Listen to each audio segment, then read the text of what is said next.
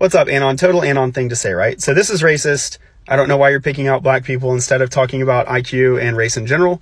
But in addition to being racist, it's also incorrect. And I think it's important for us to directly address how and why this is incorrect, because if we don't, then in like weird corners of the internet, like anons gather and form conspiracy theories. So 5 things to say about IQ when it comes to programming.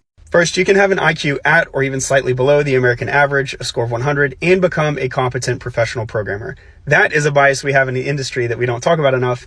If you sample a random sample of programmers, we tend to have a higher IQ. So the assumption is that's the IQ you need. That's actually not correct. 2, almost everyone adjusts statistically for racial effects. There's almost nothing besides maybe gender that's more studied than race in sociology and individual level economic analyses of productivity. You're going to see a regression in almost any academic paper for racial effects. And that would include if there are IQ variations by race and other things of interest like cultural effects and so forth. 3, in addition to racial effects, educational effects are a standard sociological control. Once you cross the standard sociological controls, you basically capture the effect of IQ. There's insignificant omitted variable bias from direct measure of IQ. There are papers on this, so you can go check it out. And direct measure of IQ is relatively expensive. It's easily $100 for a quality IQ test, if not more. I've done this myself in my own subject, so I know. That's why the proxy approach is generally used. 4, when I recommend to an individual that I think they would be a good fit for a programming career, that is an individual level recommendation. Population level statistics are essentially totally irrelevant at that individual level.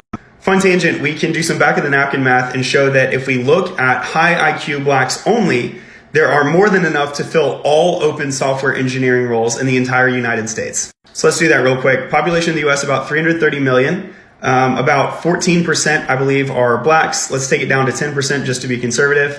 And again, being conservative, let's say 1/3 of those would be competent programmers. This is extremely conservative. If we're going on IQ alone, the number should be far higher than that. So now we're looking at about 11 million blacks that would be qualified. Indeed.com today is saying about 250,000 software engineering jobs. Indeed is, of course, like a job posting industry leader, but for whatever reason, let's say like half the available jobs are not on Indeed, so 500,000 open.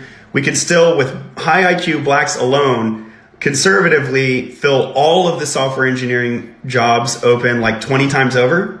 5th and final point, this is the same image from the video that you're commenting on. Namdi does the adjustment. Namdi is a black individual. You can see the red adjusted range for the black categorical variable, about a -1% gap. So I think IQ explains none of that, but if you said all of it, that's an upper limit of 1%. The intersection of race, IQ, and economics has been studied at least 100 years now. Check out Google Scholar.